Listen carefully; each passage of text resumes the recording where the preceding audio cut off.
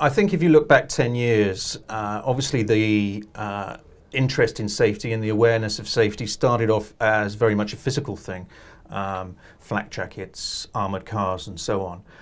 Over time, I think the understanding of the kind of pressures that journalists are under and the kind of stresses that they can face in the field has evolved.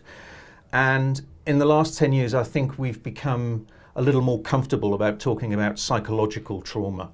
I'm sure if you look back 10 years ago, for a journalist to say, I'm having psychological issues as a result of having spent time in the field, would have caused some concern. People were worried about their future career prospects. They were worried about people thinking that they would be unemployable. I think it's quite encouraging that now people are much more willing to address these issues and talk about these issues. A number of senior journalists have led the way there by saying that they'd had psychological issues, and I think that encourages younger journalists to understand that it's okay to talk about psychological trauma. It's okay to say to colleagues that they're struggling.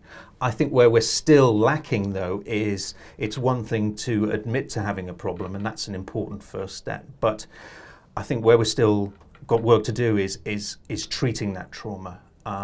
The availability of psychiatrists and experts who can provide counselling or help to journalists, particularly freelance journalists who are struggling, is still limited, and I think looking forward that's somewhere we've got a lot more work to do.